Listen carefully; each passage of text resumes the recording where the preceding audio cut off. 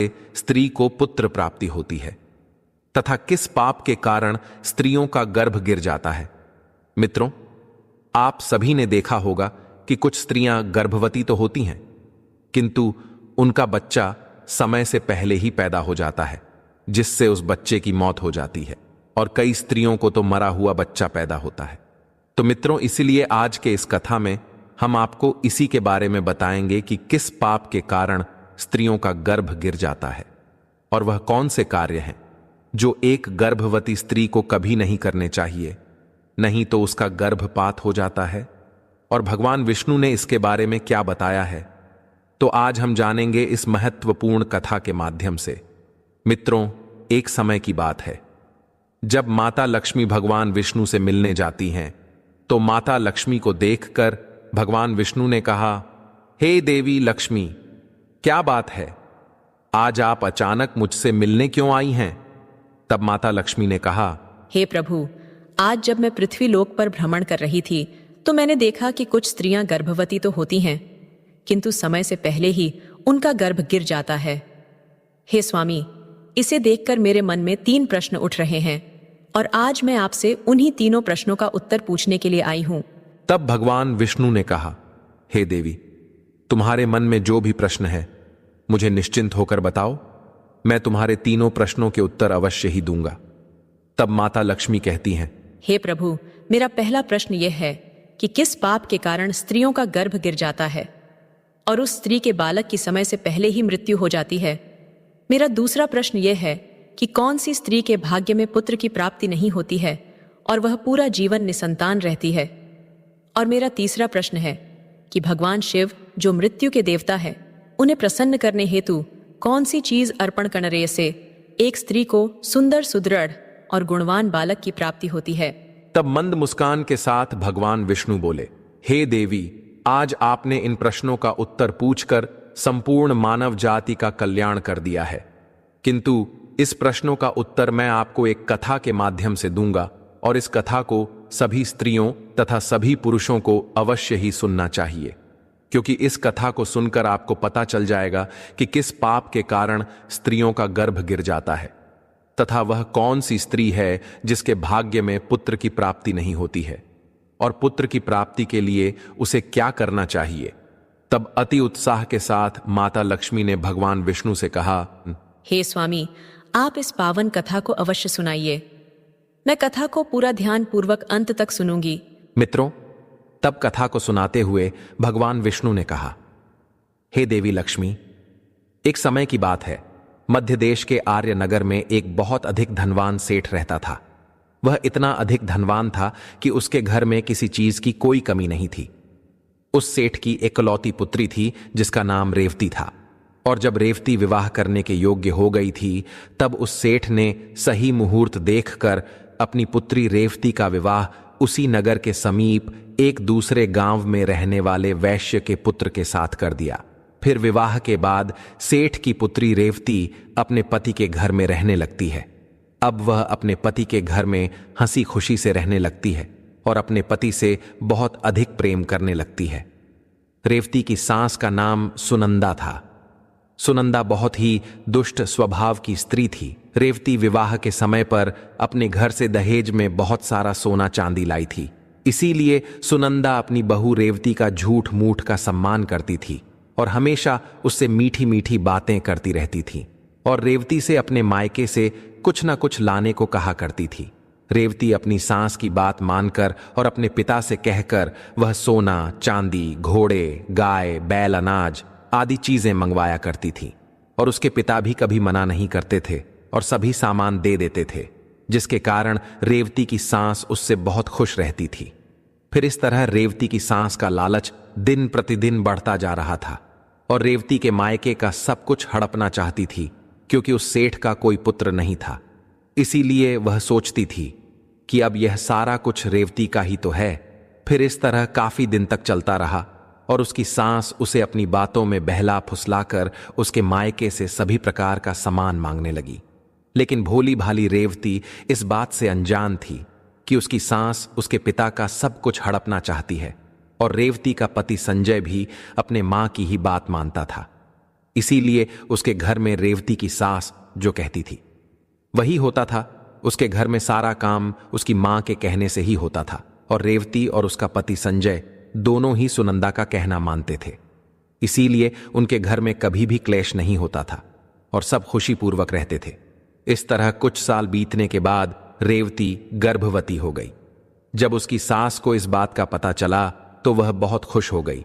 उसने तुरंत ही रेवती के माता पिता को इस बात की सूचना दी और साथ में बड़ी बड़ी वस्तुओं की मांग की। जब रेवती के पिता ने इस बात को सुना तो वह भी बहुत अधिक प्रसन्न हुए और फिर अगले ही दिन वह भी कई सारी प्रकार की मिठाइयां तथा सोने के कंगन और सोने की माला लेकर रेवती के ससुराल में पहुंच गए। अब रेवती अपने पिता को देखकर बहुत खुश हुई। फिर कुछ समय रेवती के ससुराल में रुककर उसके पिता अपने घर लौट आए। फिर काफी दिनों तक रेवती का गर्भ बढ़ता गया और रेवती की सास उसका बहुत अच्छी तरह से ख्याल रखने लगी तथा उसे समय समय पर फल फूल खिलाती रहती थी और घर का सारा काम खुद करती थी। रेवती को कोई भी काम नहीं करने देती थी, इसीलिए रेवती पूरा दिन घर पर आराम करती थी। फिर इस तरह कुछ दिन और बीत गए। फिर एक दिन अचानक ही रेवती को रात के समय में असहाय पीड़ा होने लगी और उसे अपने भीतर कुछ अजीब सी हलचल महसूस होने लगी, मानो जैसे कि उसके बच्चे को पीड़ा सता रही हो। और थोड़ी ही देर के पश्चात उसका शरीर अचानक से ठंडा पड़ गया। अब उसे आभास हुआ कि उसका गर्भ गिर गया है तथा उसके कपड़ों से अचानक रक्तस्राव होने लगा।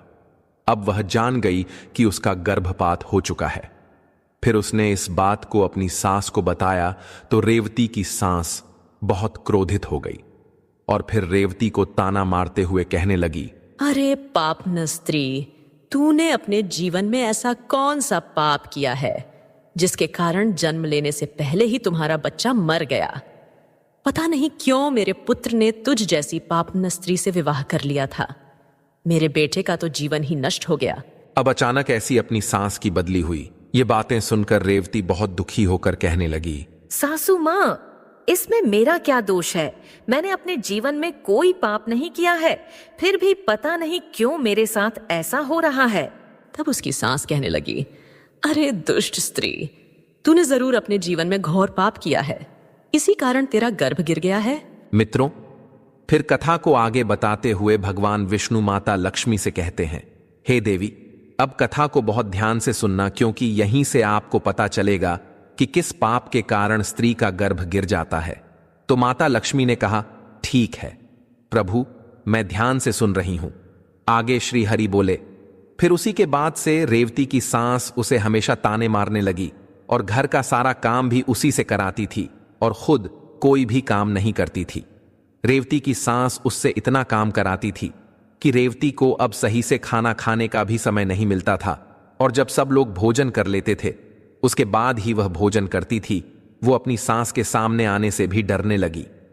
फिर इस तरह कुछ महीने और बीत जाने के बाद रेवती दोबारा से गर्भवती हो गई, जिससे उसका पति बहुत प्रसन्न हुआ, लेकिन उसकी सास अब भी तक उससे गुस्सा थी। और जब रेवती ने अपनी सास को यह बात बताई तो वो रेवती से कहने लगी कि एक बच्चे को तो खा गई हो, पता नहीं अब इस बच्चे को जीवित रखोगी या इसे भी उसी की तरह खा जाओगी। मुझे तुझ पर जरा सा भी भरोसा नहीं है, क्योंकि मुझे तो लगता है कि तूने अपने जीवन में जरूर कोई महापाप किया है, इसीलिए तेरा पहले वाला गर्भ गिर गया था। अपनी सास की यह बात सुनकर रेवती कुछ नहीं बोली और चुपचाप खड़ी रही। फिर धीरे धीरे रेवती का गर्भ बढ़ता गया और गर्भवती होते हुए भी वह घर का सारा काम करती थी, लेकिन फिर भी उसकी सास को उस पर जरा सी भी दया नहीं आती थी। फिर इस तरह करते करते अब रेवती के गर्भ को 9 महीने पूरे हो गए। अब बच्चे के जन्म होने का समय बिल्कुल नजदीक आ गया था और फिर समय के अनुसार रेवती ने एक बालक को जन्म दिया, किंतु वह बच्चा कुछ बोल नहीं रहा था और ना ही रो रहा था। फिर जब रेवती ने देखा तो उसका बच्चा मरा हुआ था। अपने मरे हुए बच्चे को देखकर वह बहुत जोर जोर से रोने लगी। फिर जब रेवती की सास को इस बात का पता चला तो वह बहुत गुस्सा हुई और रेवती से कहने लगी, तू एक पापन स्त्री है, तभी तेरा यह दूसरा बच्चा भी मर गया है। मुझे तो पहले से ही शक था कि तूने अपने जीवन में जरूर कोई घोर पाप किया है, इसीलिए तेरे साथ ऐसा होता है और इसीलिए तेरा यह पुत्र भी मर गया है। अगर तू मेरे घर में ज्यादा दिनों तक रहेगी तो तू मेरे भी घर का सर्वनाश कर देगी। इसीलिए अब तुझे इस घर में रहने की कोई जरूरत नहीं है। तब रोते हुए रेवती कहने लगी, सासू माँ, अब मैं कहाँ जाऊं? मेरे लिए तो मेरे पति ही सब कुछ है। मैं उन्हें छोड़कर कहीं नहीं जा सकती हूँ। मैं अपने पति से बहुत प्रेम करती हूँ, इसीलिए आप मुझे इस घर से मत निकालिए। मैं घर का सारा काम करूंगी और इसी घर के किसी कोने में पड़ी रहूंगी। आप जो भी काम कहेंगी मैं वह सब कुछ करूंगी। बस आप मुझे घर से मत निकालिए, क्योंकि मैं अपने पति के बिना एक पल भी नहीं रह सकती हूँ। तब उसकी सास बोली, अरे पापन स्त्री, अगर तू अपने पति के बिना नहीं रह सकती तो कहीं पर जाकर मर जा, लेकिन अब तुझे मैं इस घर में एक क्षण भी नहीं रहने दूंगी। इतना कहकर रेवती की सास रेवती को धक्के मारकर घर से बाहर कर देती है। फिर रेवती घर के बाहर काफी समय तक रोती हुई बैठी रहती है, लेकिन उसकी सास ने घर का दरवाजा नहीं खोला। फिर वह घर के बाहर बैठकर अपने मन में सोचने लगी, अब मुझे यहां से अपने मायके ही जाना पड़ेगा। फिर इतना सोचकर वह अपने मायके के लिए चल देती है। तभी रास्ते में एक जंगल पड़ता है। जब वह जंगल में रास्ते से अपने मायके जा ही रही थी कि तभी अचानक जोरों की बारिश होने लगती है। बारिश से बचने के लिए तब वह एक पेड़ के नीचे बैठ जाती है। तभी वहां से एक साधु महाराज जा रहे थे, तो उन्होंने रेवती को पेड़ के नीचे बैठा देखकर उससे पूछा, तुम कौन हो और यहां इस जंगल में अकेली क्या कर रही हो? तब रेवती ने साधु महाराज से कहा, हे साधु महाराज, मैं एक बहुत धनवान सेठ की पुत्री हूँ और मेरा विवाह एक वैश्य से हुआ है और मुझे अभी तक पुत्र की प्राप्ति नहीं हुई है। मैं एक बार गर्भवती हुई थी तो मेरा गर्भ गिर गया था और जब मैं दोबारा गर्भवती हुई तो मेरा बच्चा पैदा होते ही मर गया था। इसीलिए मेरी सास ने मुझे घर से निकाल दिया है। इसीलिए मैं अब इस जंगल में इधर उधर भटक रही हूँ। हे मुनिवर, कृपया करके आप ही कुछ उपाय बताइए जिससे मुझे पुत्र की प्राप्ति हो जाए। तब साधु महाराज ने कहा, बेटी, तुम चिंता मत करो, मैं तुम्हें पुत्र प्राप्ति का उपाय बताता हूं, जिसे यदि तुमने पूरी निष्ठा से किया तो तुम्हें पुत्र की प्राप्ति अवश्य ही होगी। इसके लिए मैं तुम्हें कुछ नियम बताता हूं, तुम इसे ध्यान से सुनो। किसी भी स्त्री को मासिक धर्म के दौरान पति के साथ संबंध नहीं बनाना चाहिए और पति को स्पर्श भी नहीं करना चाहिए। इससे संतान गर्भ में ही गिर जाती है। गर्भ धारण की हुई स्त्री को भगवान की पूजा अर्चना करते रहना चाहिए तथा उसके मुख पर सदैव ही प्रसन्नता होनी चाहिए। साथ ही गर्भवती स्त्री को कभी भी दुखी और निराश नहीं रहना चाहिए, क्योंकि दुखी रहने पर संतान पर बुरा प्रभाव पड़ता है। गर्भवती स्त्री को कभी दूसरों के घर का भोजन नहीं करना चाहिए तथा जितना हो सके अपने ही घर में रहना चाहिए। एक गर्भवती स्त्री को कभी भी डरावनी चीजें नहीं देखनी चाहिए, क्योंकि इससे संतान पर बुरा प्रभाव पड़ता है। और गर्भवती स्त्री को अच्छा सात्विक भोजन ही करना चाहिए, जिससे संतान तम गुणवान होता है। जो भी स्त्री इन नियमों का पालन करती है वह उत्तम पुत्र को प्राप्त करती है, और जो स्त्रियां इन नियमों का पालन नहीं करती हैं उनका गर्भ गिर जाता है। फिर साधु महाराज ने कहा, हे पुत्री, अब मैं तुम्हें पुत्र प्राप्ति का उपाय बताता हूं। इसे ध्यान से सुनना तो तुम्हें पुत्र की प्राप्ति होगी। तब रेवती ने नम्र स्वर में कहा, जी महाराज। तब साधु महाराज ने कहा, किसी भी स्त्री को पुत्र प्राप्ति के लिए मासिक धर्म के प्रथम 4 दिनों में पति पत्नी को मिलन नहीं करना चाहिए, क्योंकि ऐसा करने से दुराचारी पुत्र होता है, और 5वीं रात्रि में मिलन करने से पुत्री की प्राप्ति होती है तथा 6ठी रात्रि में मिलन करने से पुत्र रत्न की प्राप्ति होती है। 7वीं रात्रि में मिलन करने से वंध्या पुत्री होती है तथा 8वीं रात्रि में मिलन करने से बलशाली पुत्र की प्राप्ति होती है। 9वीं रात्रि में मिलन करने से सुंदर कन्या की प्राप्ति होती है तथा 10वीं रात्रि में मिलन करने से विद्वान और अतिश्रेष्ठ पुत्र की प्राप्ति होती है।